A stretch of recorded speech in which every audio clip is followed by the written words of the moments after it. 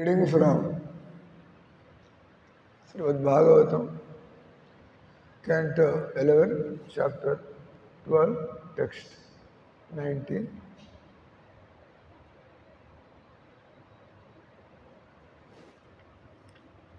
వైరాగ్య జ్ఞానములకు భగవంతుడు అగమ్యము. ఏవం గతి కర్మ గతిర్విసర్గో గ్రాణో రసోదృక్స్పర్శశ్రుతిశ్చ సంకల్ప విజ్ఞాన మతాభిమాన సూత్రం రజసత్వ తమో వికార. నోరు, చేతులు, పాదములు, ఉపస్థము, గుదము అనేది కర్మేంద్రియముల కార్యములు. నాసిక, జివ్వ, కళ్ళు, చర్మము, చెవులు అనేది జ్ఞానేంద్రియముల కార్యములు. కర్మేంద్రియాలంటే వేటి ద్వారా వేటిని ఉపయోగించి మనం మన కోరికను తెరుచుకుంటాం. జ్ఞానేంద్రియాలు దేని ద్వారా మనం ఈ సంసారంలో బతకడానికి నేర్చుకుంటూ ఉంటాం. జ్ఞానేంద్రియాలు వాటితో పాటు మనస్సు, బుద్ధి, అహంకారం వాటి యొక్క కార్యం. దానితో పాటు సూక్ష్మము, ప్రధానం యొక్క ప్రకృతి, మూడు గుణములు, అన్యోన్య ప్రక్రియ, ఇవన్నీ నా భౌతిక ప్రకట రూపమని ఎరుగవలను. మన కోసం భగవంతుడు ఇవన్నీ కూడా చేశాడు. రకరకాల ఆకారాలు, రకరకాల వికారాలు, రకరకాల రంగులు, రకరకాల కోరికలు.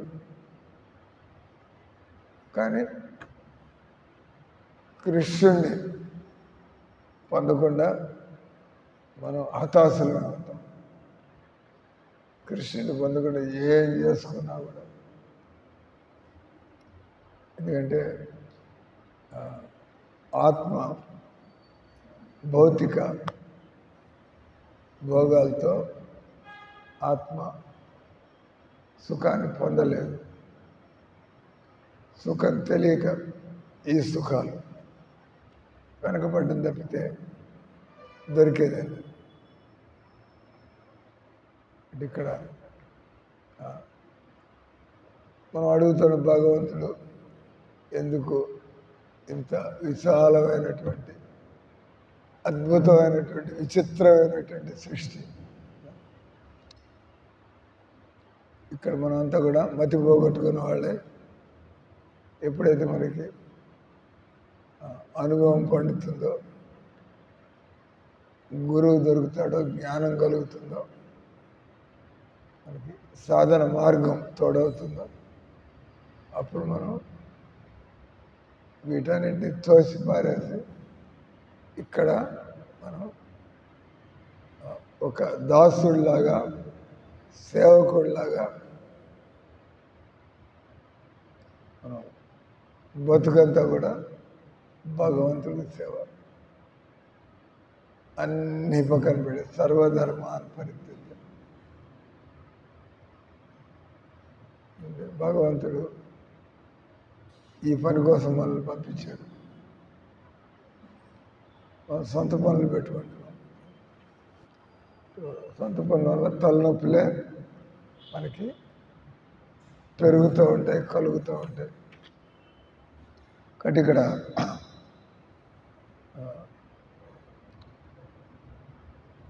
రకరకాల జ్ఞానేంద్రియాల ద్వారా రకరకాల ఇంట్రెస్ట్, అందరూ ఒకే రకంగా రకరకాలుగా. కుక్కలు ఏం వాసన చూస్తూ ఉంటాయి, మనుషులు ఏం వాసన చూడడం ఇష్టపడతారు. పందులు ఏం తింటూ ఉంటాయి, మనుషులు ఏం తింటూ ఉంటాయి.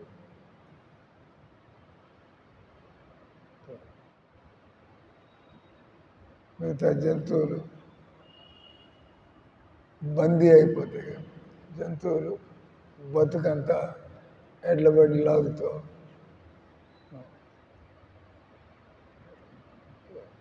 బతుకంతా. కానీ దానికి అంతకంటే వేరే ఆలోచనలు మనిషికి వెంటనే ఆలోచన. ఒకసారి రూప గోస్వామి ఆయన రాజకార్యం మినిస్టర్ గారు రాజకార్యం మీద వెళ్తుంటే, రాజకార్యం అంటే అప్పుడప్పుడు అర్ధరాత్రి అయినా కూడా, ఎందుకంటే రాజు అంత పెద్ద ఆయన పనికి రిపోర్ట్ చేయడానికి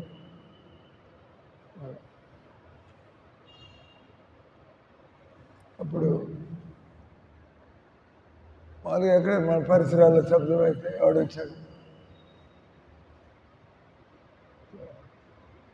అంటే అటువంటి రాత్రి సమయాల్లో దొంగలు తిరుగుతూ ఉంటారు, లేదా రాజభటులు తిరుగుతూ ఉంటారు, లేదా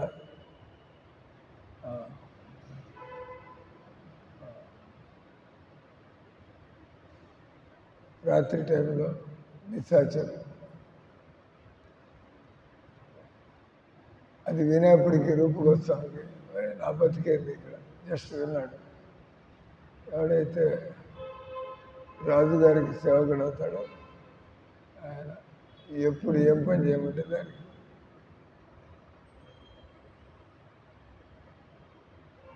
అలా దొంగ పనులు చేసేవాడు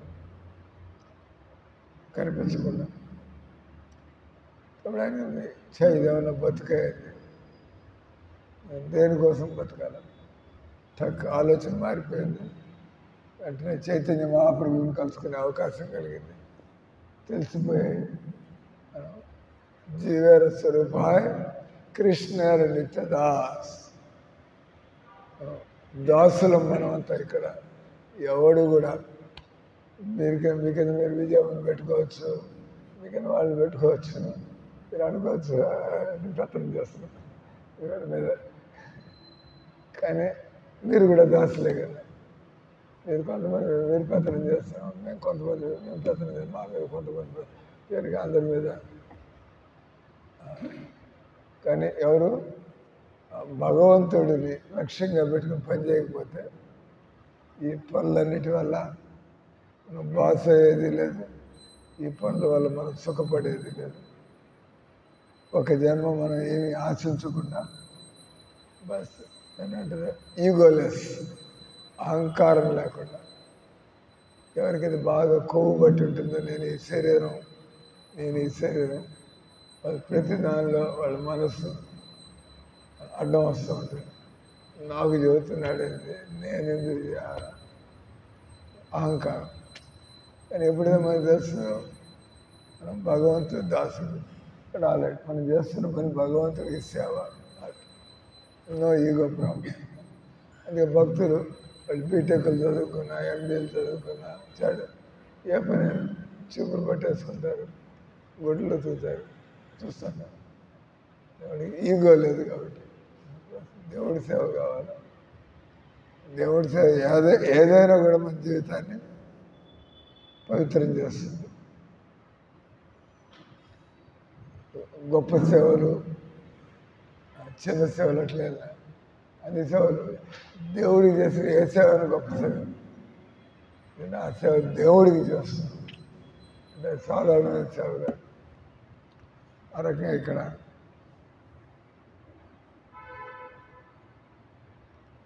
భగవంతుడు ఏ రకంగా జైళ్ళల్లో మనల్ని కటకటాల వెనకాల మారేస్తాడు, బేడీలేసి పడేస్తాడు. బేడీలు వేయడం, సంఖ్యలు వేయడం, కాళ్ళకు కూడా. మరి మనం భయంకరమైన నేరస్తులైతే కాళ్ళకి 2 కాళ్ళకు సంఖ్యలు వేసేది, ఏం పరిగెత్తలేదు. ఉత్తరప్రదేశ్లో ఇట్లాంటి విషయాలు బాగా కనపడతాయి మనకి.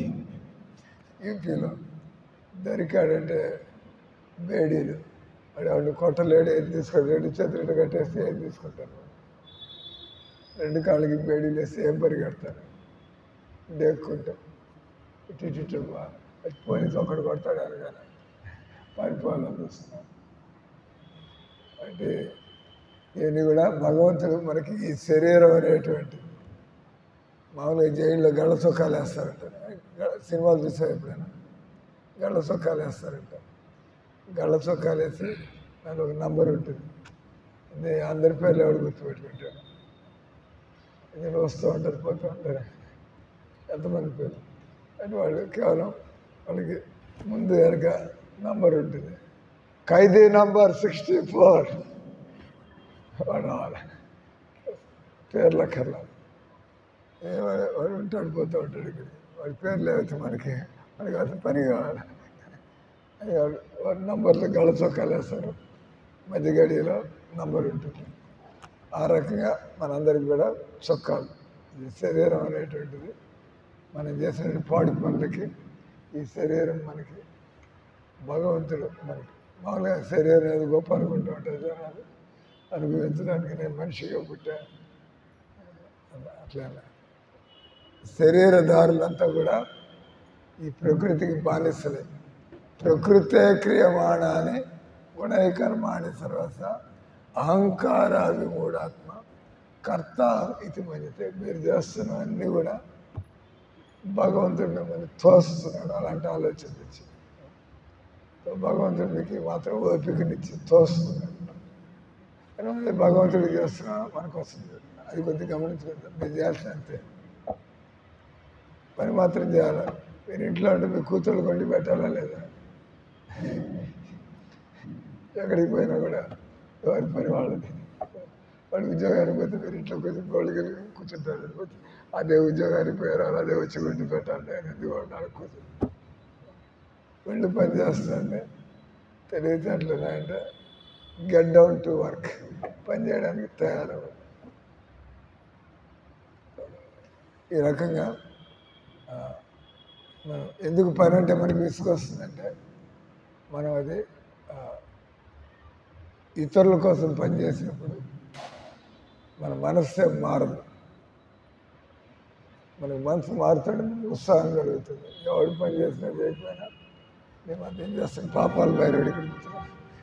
పాపాల భైరవుడు ఎవడు చేసినా చేయకపోయినా మనకు మాత్రం తప్పదు. కాబట్టి పనిని ఇష్టపడ్డమే మేలు.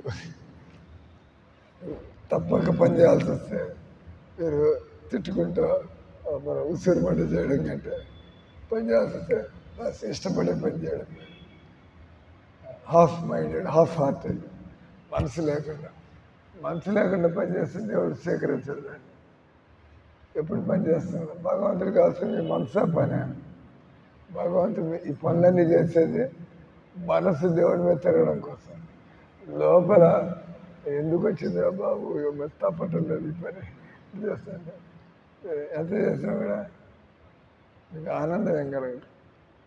అంటే మందిరంలో ఎప్పుడు చేస్తున్నా కూడా ఎవడు ఎంత చేసుకుంటే వాడికి అంత లాభం అన్నట్టుగా. అంతేగాని ఒకళ్ళు పోల్చుకుని ప్రీతి గదిలో కూర్చున్నది నేను ఎందుకు పోవాలి, మీరు గదిలో కూర్చున్నారు సరిగ్గా అందరికీ రుణపడిపోతారు. పని ఆగేదండి. వాడు చేశాడు, మీరు కూర్చుని తింటారు. వచ్చేటప్పుడు మీరు వాడు కూర్చుంటారు, మీరు వాడు పెట్టి పెట్టాలి. ఎక్కడికి పోయేదన్నా. కాబట్టి మందిరాల్లో ఉన్నవాళ్ళు చక్కగా వాళ్ళు మనం చక్కగా దేవుడికి సేవలు మిమ్మల్ని పోటీ పడాలి. నేను చేస్తాను అప్పుడు చక్కగా అందరు కలిసి ఉంటారు. లేకపోతే అన్నీ ఆమె మీద దోసేసి ఏమి మీద దోసేసి అట్లా అంటే అందుకే ఈ క్లాసులు విన్నాం. అంటే అది వింటుంటే లేకపోతే మరి ఏదిరా బాబు పనికి పోవాలి కనుక క్లాసులు వింటే వీళ్ళంతా కూర్చుని తింటున్నారు, నేను ఒకదాన్ని సంపాదించుకుంటున్నా సేవ చేసి. వీళ్ళంతా కూర్చుని తింటున్నారు, నేను ఒకదాన్ని చక్కగా సేవ చేసి సంపాదించుకుంటాను. మందిరంలో నేనే సంపాదించుకుంటాను. అట్లాంటి ఉత్సాహం కలుగుతుంది. వాళ్ళకి అర్థమైందంటే ఏంది నేనెందుకు గమనించాను, నేను ఏదో కలబెట్టాలి, నేను ఏదో పనులు కాదు. అంటే ఇక్కడ భగవంతుడు ఈ ప్రపంచాన్ని గానుగెందుకులాగా అదే పని చచ్చేదాకా పనులు. కానీ అవే పనులు మనం భగవంతుడికి చేసినట్లయితే మన మనస్సు బంధాల నుంచి ముక్తిని పొందుతుంది. అదే పని అదే ఉంటుంది. వాళ్ళు అనుకుంటాడు, కొన్ని బయట ఉండేవాడు సంవత్సరాలు పనిచేసి నేను మందిరానికి వెళ్ళిపోతే చక్కగా యోగిలాగా నేను ఒక భక్తుడిలాగా ఇక్కడికి వచ్చిన కూడా మళ్ళీ పిండి రూపాయలు, ఇక్కడికి వచ్చిన కూడా మళ్ళీ చిప్పులు పట్టుకోవాలి. ఇదేంద్ర బాబు అదంతా చేయలేకదా ఇక్కడికి వస్తే. కానీ ఇక్కడ పని అదే, బయట పని అదే, ఇక్కడ పని అదే. ఇక్కడ పని భగవంతుడు సేవగా చేస్తున్నాం. అంటే మన మనస్సు భగవంతుడు మన మనస్సుని ప్రక్షాళన చేస్తాడు, కడిగేస్తాడు. అప్పుడు మనకి ఎంతో ఆనందం కలుగుతుంది. భజనలో ఎవరు ఆనందంగా ఉంటారు, ఎవరి మనసు అయితే క్లీన్గా ఉంటుందో వాళ్ళు ఆనందంగా ఉంటారు. భజనలో మనకి ఆనందం కలగటం లేదంటే అది రకరకాల ఈర్ష్య, ద్వేషం, క్రోధం రకరకాలు ఉన్నాయి. కాబట్టి భగవన్నామం బంతిలాగా ఎగిరిపోతుంది, లోపలికి బట్టలు తోస్తున్నారు, జప్పు అవుతుంది, తోస్తున్నారు, జప్పు అవుతుంది. కానీ సేవ చేస్తుంటే వెళ్ళి లోపలికి పోతుంది. భగవంతుడు గమనిస్తాడు. ఈ సంసారంలో పుట్టినందుకు పశ్చాత్తాపడుతుంది. మీరు ఈ సంసారం పుట్టిన గర్వపడుతున్నారా? పశ్చాత్తాపం. జైల్లో కూర్చుంటే మీరు గర్వపడారా? పశ్చాత్తాపడారా? ఎందుకు చేస్తుందా బాబు ఈ జైల్లోకి వచ్చి పడ్డా? అదే. కాబట్టి ఎప్పుడు కూడా ఈ సంసారంలో నేను ఎందుకు వచ్చాను ఈ సంసారానికి అనేటువంటి పశ్చాత్తాప భావన ఉండాలి. అప్పుడు మనం జాగ్రత్తగా మనం ఏ విధంగా మనసును సరి చేసుకుంటూ శరీరాన్ని పరోపకారం కోసం, శరీరాన్ని భగవంతుడి సేవల కోసం, దాన్ని అంటారు మానసిక తపస్య, శారీరక తపస్య, ఈ రకంగా చేసుకుంటాం. అప్పుడు మనం కోరుకోగల నేను గురువులు కావాలా, నాకు గౌరవం కావాలా, ఆటోమేటిక్గా మీరు ఇస్కాన్లో సేవలు నేర్చుకుంటాం, మీరు సీనియర్ అయిపోతారు. కొత్తగా వచ్చేవాళ్ళు వాళ్ళ మీద పెత్తనం చేయాల్సిందే తప్పదు. ఎందుకంటే అన్నీ తెలుసు, మీరేం పెత్తనం చేయాలని కాదు. కానీ భగవంతుడు ఆల్రెడీ మీ సేవలతో సంతృష్టి కనుక నుంచి ఇంకా ఇద్దరు పంపిస్తారు. వాళ్ళు మీరు చదువుతుంటే వాళ్ళు చేస్తూ ఉంటారు. ప్రమోషన్ వచ్చేసింది, ప్రమోషన్ కావాలని పని తప్పించుకోవాలి. కానీ భగవంతుడు అన్ని చూస్తున్నాడు. ఏ టైంకి టక్ టక్ టక్ డ్యూటీలు మారిపోతూ ఉంటాయి. భగవంతుడు ఆయన తను మాట్లాడాల్సింది మాట్లాడి వేదవాడి, భగవంతుడు ఏం మాట్లాడినా కూడా జ్ఞానమే, గురువు గారు ఏం మాట్లాడినా కూడా జ్ఞానమే. మనకి ఎలా బతకాలా అని ఏం మాట్లాడుతున్నా కూడా ఆ భగవంతుడు ఏం చెబుతున్నా కూడా అదేదో కొంతమంది ఏదేదో వినాలనుకుంటే ఏం వినేదన్నా మీ మనసు బాగుపడాలి, ఇంకా లోతుగా జ్ఞానం కావాలి సార్. లోతుగా జ్ఞానం అంటే ఏంటి? భగవంతుడు తన చర్చను ముగించి చాప్టర్ అయిపోతుంది అండి, అయిపోతుంది. భగవంతుడు తన గురించిన జ్ఞానాన్ని ఉద్ధవుడికి, దీన్ని వేదాంతం అంటారు. మామూలుగా అందరూ మాట్లాడుతూ ఉంటారు, భగవంతుడు మాట్లాడితే వేదాంతం. అందరూ ఆ పని గురించి బండి అట్ట తోలాలా, ఈ పని అట్ట చేయాలి. కానీ భగవంతుడు మాట్లాడేటంటే వేదాంతం, ఎవరి కోసం పనిచేయాలా, ఎట్లా పనిచేయాలా, ఫినిష్. అంటే జ్ఞానానికి అంతం. చర్చను ముగించిన వాడే జ్ఞానేంద్రియములు చైతన్యం యొక్క సూక్ష్మ కార్యం మనస్సు, బుద్ధి, అహంకారం, వాటిని బట్టి మనకి తెలుస్తుంది ఆత్మ ఇంకా బతికే ఉంది, ఆత్మ ఇంకా ఉంది. కృష్ణ భక్తుడు సమస్త భౌతిక జగత్తును భగవంతుని శక్తిగా దర్శించడం. ఎప్పుడు కూడా మనం ఏం చూస్తున్నా కూడా మనం అలవాటు చేసుకోవాలి. మామూలుగా మనకు గుర్తురాదు. ఏం జరుగుతున్నా కూడా మనం గాలి వస్తుంటే భగవంతుడి శక్తి, నీళ్లు తాగుతుంటే భగవంతుడి శక్తి, మనం నడుస్తుంటే భగవంతుడి శక్తి నడిపిస్తుంది. అది మామూలు మనం మర్చిపోవడం అలవాటు అయింది. అంటే విన్నప్పుడు కరెక్ట్గానే అంత నడిపించే దేవుడు, గాలి ఇచ్చే దేవుడు, నీళ్ళు అని. కానీ మనం నీళ్ళు తాగేప్పుడు దేవుడు ఆయన గుర్తొస్తున్నాడు. నిజంగా చెప్పండి, ఏం గుర్తున్నాడు? గట్ట తాగడు. నీళ్ళు తాగేప్పుడు నేను కృష్ణుడిని ఆస్వాదిస్తున్నాను. భోజనం తినేప్పుడు ముద్దకి దేవుడు గుర్తొస్తున్నా.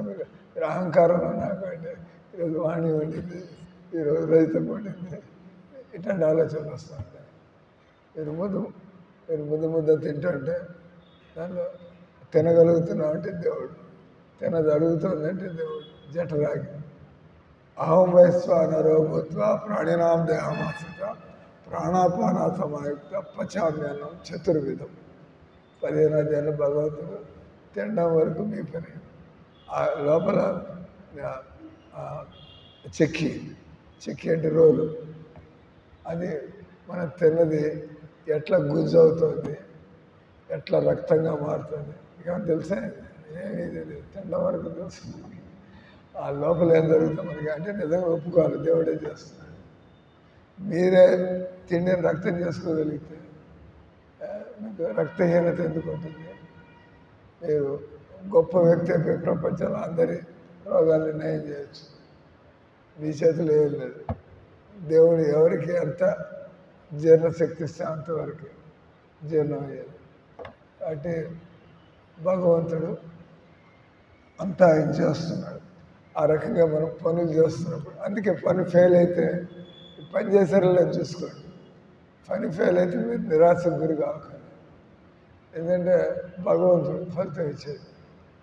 మీ వరకు నేను కష్టపడి జాగ్రత్తగా పనిచేశాను, ఫలితం ఉంటే ఆల్రెడీ దేవుడు ఇచ్చాడు. ఇవ్వదు దేవుడు ఇవ్వకపోతే మీరు లాక్కుంటే పీక్కుంటే వస్తున్నాయి. నేను ఎంత కష్టపడ్డా నాకు ఫలితం కలగాల్సిందే అంటే దొరకదు. కాబట్టి భగవంతుడు గుర్తున్నవాడు, భగవంతుడి కోసం పనిచేసేవాడు, ఫలితం వస్తే ఉబ్బిపోయేది లేదు, ఫలితం దొరకకపోతే కృషించిపోయేది లేదు. సేవలో ఆనందం కలుగుతుంది. ఎప్పుడైతే కృష్ణుడి కోసం పనిచేస్తామో మనకి ఆనందం కలుగుతుంది. కాబట్టి పని చేసుకుంటూ ఉంటాం. ఫలితం బాగా వచ్చిన జనాలు మిమ్మల్ని పొగుడుతారు, కానీ మీరేం పట్టించుకోరు. I don't care. ఒక భక్తుడిని పొగిడితే ఆయన ఏమనిపించదు, భక్తుని తిట్టినా కూడా ఏమనిపించదు. కానీ తిట్టినప్పుడు మళ్ళీ తిట్టించుకోకుండా ఉండడానికి, తప్పు చేసినట్లయితే మళ్ళీ చేయకుండా ఉండాలి. దాన్ని పొగిడినప్పుడు మనకి అందరి దేవుడిదే, మనదే ఉంది. ఇక్కడ ఏదో తిట్టినప్పుడు ఇంకోసారి తిట్లు పడకుండా ఉండడానికి జాగ్రత్తగా పనిచేయాలి. తిట్టినప్పుడు నేర్చుకుంటాం, ఫలితం కలిగినప్పుడు, లాభం కలిగినప్పుడు దేవుడిదే. ఆ రకంగా ఉన్నవాడు అందరితో కలిసి ఉండగలుగుతాడు. అంతేకాదు సడన్గా వాణిమాతాజీకి లాటరీలో 50 లక్షలు తగ్గుతుంది, మళ్ళీ కనపడుతుంది మందిరంలో. ఇవన్నీ మనకు ఎందుకు వచ్చింది? మన స్టేటస్, మన హోదాన్ని మారిపోయింది. కానీ మీరు చక్కగా దేవుడిని చూసేటైతే 50 లక్షలు వస్తే నేను చెడిపోతాను, దేవుడి దగ్గర ఉంటే ఆ 50 లక్షల్లో కూడా నేను చెడిపోకుండా ఉంటాను. కాబట్టి మనం దేవుడిని వదిలేసేది లేదు. 50 లక్షలు వచ్చినాడు, ఆ 50 లక్షలు మనకు కావాల్సిందే వచ్చుకుని మిగతా దేవుడిని పడితే 50 లక్షలు కాస్త 2 కోట్లు అవుతుంది. నేను తెలివితేటలేదు, నేను ఓపిక ఉండాలి, సాధన చేయాలి. వెళ్ళి అంతా కనబడుతూ ఉంటుంది ఏం జరుగుతుంది మనకు కావాల్సిందే మనం మారుతున్నామా లేదా. Just point. 50 లక్షలు వచ్చిందా లేదా ఇంకా ఆశపడుతుంది. మారా చెప్పినట్టుగా పని అయిపోతే బాగుంటుంది. అట్లా కాదు, బస్ మనసు మారుతామండి. నేను చక్కగా అంత కిచిడి తిని ఎప్పుడు నేను ఆనందంగా హరే కృష్ణ పాడుకోగలిగి అట్లా ఉండాలి. ఎవరైతే భాగవతంలో వస్తుంది, ఎవరైతే సాదా జీవితానికి అలవాటు పడతారో అటువంటి వాడిని ఎవడు దుఃఖపెట్టలేడు. అంతే కదా, మినిమం కిచిడి తింటే చాలంటే అది ఎట్టకు దొరుకుతూనే ఉంటుంది. ఇంకా నీకు లోటే ఉంది. ఈరోజు కిచిడి సంతోషంగా ఉంటుంది.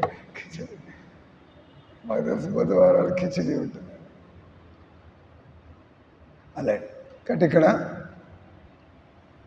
భగవంతుడు మనల్ని మన యొక్క స్వతంత్రాన్ని తీసేసి, మన యొక్క ఆనందాన్ని తీసేసి, అహంకారాన్ని తీయకుండా ఈ శరీరం అనేటువంటి బందీఖాన, you're trapped in this body అంటారు. మీరు ఈ శరీరంలో ఇరుక్కున్నారు.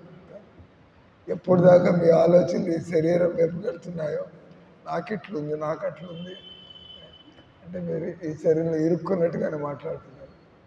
ఈ శరీరం గురించి ఆలోచన రావట్లేదు. దేవుడికి ఏం చేయాలా ఇట్లాంటి ఆలోచనలు వస్తున్నాయండి. మీరు ఈ శరీరంలో ఉన్నట్టుగా ఫీలే కావట్లేదు. అంటే భగవంతుడు మనల్ని తీసుకొచ్చి ఈ శరీరంలో మనం భగవంతుడికి సేవ చేయదలుచుకోనప్పుడు భగవంతుడు మన కోరికలు బట్టి రకరకాల శరీరాల్లో మనకి పడేస్తాడు. తీసుకొచ్చి మెల్లిగా మనకి బయటపడాలని కోరిక కలుగుతుంది. ఆ రీతిగా సమస్తం దేవదేవుడి విస్తారమే అయ్యింది, అతనికే చెంది ఉన్నందున ఇంద్రియ భోగానికి తావే లేదు. మీరు పిల్లలు పుట్టించాలి భగవంతుడి సేవకి. నేను భగవంతుడికి ఒక 6 మంది పిల్లలు కనాలా, తప్పేం లేదు. కానీ మనకి ఇదంతా లేదు. పొరపాటున పిల్లలు పుడుతూ ఉంటారు. అంటే ఇక్కడ మనం ఇంద్రియ భోగాలకి మనం బానిసలు అవుతున్నాం. కాబట్టి భగవంతుడి సేవకి నాకు నాకు నాకు ఇటు వచ్చేసాం. కృష్ణుడికి భక్తి వినోద్ ఠాకూర్ 10 మంది పిల్లల్ని కన్నాడు ఆయన. కానీ అలాంటి గొప్ప భక్తుడు ఇంకోటి లేడు ఇప్పుడు కూడా ఉండబోడు కూడా. భక్తి వినోద్ ఠాకూర్ ఉంటారు ఎవరన్నా? భక్తి వినోద్ ఠాకూర్ లాంటి గొప్ప వ్యక్తి అంటే పుట్టగలడా ఇంకోడు? వీలు కాదు. ఎందుకంటే ఆయన మామూలు మనిషి కాదు. 10 మంది పిల్లలు కన్నాడు. కానీ ఆయన ఎంత గొప్ప భక్తుడు. ఆయన రాసినట్టుగా పుస్తకాలు, మనం పాడే పాటలన్నీ ఈరోజు వదిలాడిన పాట ఎవరు రాశారు? భక్తి వినోద్ ఠాకూర్. 100,000 పాటలు, 100 పుస్తకాలు. మరి 10 మంది పిల్లలు కానీ ఇదే పని మీరు ఎంత పరం భోగిలాగా ఉన్నాడు అనిపిస్తుంది. అంతే కదా, ఎవరికి వచ్చి ఆయన 10 మంది పిల్లలు అమాంతకుడిలాగా సంవత్సరానికి పిల్లలు పుట్టిస్తున్నారు. కానీ ఆయన ప్రపంచానికి చూపిస్తున్నాడు. నువ్వు బాధ్యతగా ఉన్నట్టయితే 10 మంది పిల్లలు కన్నా కూడా ఇబ్బంది లేవు, గొప్ప భక్తుడిగా ఎదగలవు. 10 మంది పిల్లలు ఉన్నారు. అంటే ఏది చేసినా కూడా భగవంతుడి కోసం. మనం ఎప్పుడైనా సంతానాన్ని పుట్టించాలంటే దేవుని ముందు ప్రార్థించాలి. స్వామి, మీరు మీ సేవకు ఉపయోగపడే సంతానాన్ని ఇవ్వండి, మా వంశాన్ని ఉద్ధరించే సంతానాన్ని ఇవ్వండి. తప్పైనా ఆ రకంగా కోరికల్ని ట్విస్ట్ భగవంతుడిగా. ఇంద్రియ భోగానికి తావే లేదు. ఎక్కడైతే మనకి చావు దెబ్బలు తగులుతూ ఉంటే అక్కడి నుంచి వెళ్ళిపోవాలని చూస్తాం. ఎవడు ఉండాలని చూస్తాను అక్కడ. అంటే ఇక్కడ ఇంద్రియ భోగానికి తావే లేదు. నేను ఎట్లా ఆలోచిస్తూ ఉంటాను తెలుసా? మహారాజు గారు ఆయన ఎట్లా తప్పించుకుంటున్నాను. ఏమంటే అరే పెళ్లి చేసుకున్నా కూడా ఆమె నిద్ర ఆమెది, నా నిద్ర నాది, ఆమె పడాలి, ఈయన ఎందుకు వచ్చి కూడా నా పెళ్ళం అన్నా కానీ ఎవడు బతుకోవాలి ఎందుకు వచ్చింది అంటే మనకి ఆలోచన రావటం లేదు కాబట్టి. అంటే ఎప్పటికప్పుడు ఆలోచిస్తే ఎవరో ముక్కు మొహం తెలియదా తీసుకొచ్చి నా పెళ్ళం ఉండేది. పెళ్ళం అయిన తర్వాత దాని బతుకు దాన్ని నాకు ఏది అక్కడ జరుగుతుంది. అంటే నీ కూతురు అక్కడ కూర్చొని మీరు అక్కడ కూర్చున్నారు చెప్పుకోలేదు నా కూతురు సో వాట్ ఏమైంది ఎవరు జరిగింది లేదు.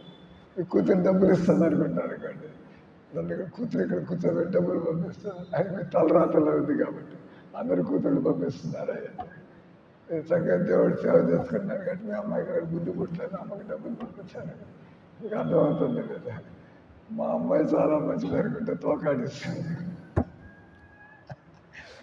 అనగా ఎప్పుడైనా మనకి ఏమైనా దొరుకుతుందంటే మనం చేసిన మంచి కర్మల వల్ల దొరుకుతుంది అవునా కదా మనం చేసిన మంచి కర్మల వల్ల మనకి దొరుకుతుంది అది అమ్మాయి మంచిది అందరూ స్వార్థం కోసం బతుకుతున్నారు అమ్మాయి అంటే ఎప్పుడు మనం భగవంతుడి సేవలు ఇతరులకి ఏదో రకంగా మేలు చేయాలనే ఆలోచన ఎప్పుడు మన ఆలోచన నేను ఇతరులకి ఏమైనా చేస్తూ ఉన్నాను తర్వాత నేను భగవంతుడి సేవ చేసుకుంటాను ఆటోమేటిక్గా మీ మీద వచ్చిపడతాను మీరంటే అభిమానించేవాళ్ళు మీకు తోడిచ్చేవాళ్ళు మీకు సహాయం చేసేవాళ్ళు ఎగిరి పడుతుంటారు మీ దగ్గరికి వచ్చి మీ కర్మలు అట్లనే ఏం చేస్తాను మీ కర్మలు బాగుంటాయి ఎవడాపగండి నేను కలుస్తూ ఉంటాను అంటే ఇప్పుడు కూడా అది కావాలి ఇది కావాలని కాదు నా కర్మలు సక్రమంగా ఉన్నాయా లేదా అంటే భగవంతుని కర్మని ఆ విధంగా మారడానికి మనల్ని ఈ సంసారంలో పడేశాడు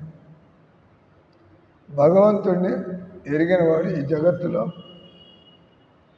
జీవించాలనే కోరికను త్యజించు నా కోసం నేను బతకక్కర్లేదు భగవంతుడి కోసం బతకాల ఆధ్యాత్మిక జగత్తులో ఆటోమేటిక్గానే అక్కడ అందరూ కూడా నిత్యము భగవంతుడి సేవల కోసం అందరూ పరిగెడుతూ ఉంటారు ఈ భౌతిక జగత్తు యొక్క విశేష లక్షణం అనగా ఇక్కడ ప్రతి వ్యక్తి కూడా నేను యజమానిని కలలు కంటూ ఉంటాడు భగవంతుడు వదిలిస్తాడు అంటారు కదా దెయ్యాన్ని వదిలిస్తాడు మనిషి దెయ్యం వదిలిందంటే నేను కృష్ణుడి యొక్క దాసుని అనేది అర్థం అవుతుంది దెయ్యం పట్టినంత వరకు మనకు అర్థం కాదు నేను దేవుడి యొక్క దాసుని బాసుంటే కూడా వాడు దాసులాగా బతుకుతూ ఉంటాడు వివేకవంతుడు అట్టి వ్యామోహాన్ని విడిచిపెట్టిన వాడే మాయారాజ్యంలో ఎటువంటి ఆకర్షణను చూడక ఇక్కడ మరి జ్ఞానం లేక ఆకర్షణ కలుగుతుంది మనకి భాగవతం చదువుతూ మనం భజన చేస్తూ ఉంటే మనకి ఈ జగత్తు నగ్నంగా కనబడుతూ ఉంటుంది ఇక్కడ అసలు ఏంది విషయం ఏంటి అప్పుడు వ్యక్తి భగవద్ధామానికి పైన అది ఎవరైతే తెలియగలవాళ్ళో వాళ్ళంతా దేనికి బతుకుతూ ఉంటారు ఈ సంసారాన్ని బయటపడ్డారు నేను తయారవ్వాలి పిల్లలు ఉండొచ్చు దాని ఆ బాధ్యత కానీ మన యొక్క ఆలోచన నేను ఈ సంసారం నుంచి బయటపడాలి మళ్ళీ నేను ఇక్కడికి రాకుండా ఏ విధంగా చేస్తే నేను మళ్ళీ సంసారం ఇక ఈరోజు శ్లోకంలో చెప్పినటువంటి విషయం పంతను వ్యామోహం విడిచిపెట్టిన వాడే మాయారాజ్యంలో ఆకర్షణకు లోను కాకుండా భగవద్ధామం వైపు రోజులు గడుస్తున్నాయి కొంతమంది చావుకు దగ్గర పడుతున్నారు కొంతమంది భగవంతుడికి దగ్గర అవుతున్నారు కొంతమంది చావుకు దగ్గర అవుతున్నారు చావుకు దగ్గర అయిన వాడు మళ్ళీ జన్మకు తయారవుతున్నాడు భగవంతుడికి దగ్గర అయిన వాడు బయటకు పోవడానికి తయారవుతున్నాడు హరే కృష్ణ కృష్ణ కృష్ణ హరే హరే హరే రామ రామ రామ హరే హరే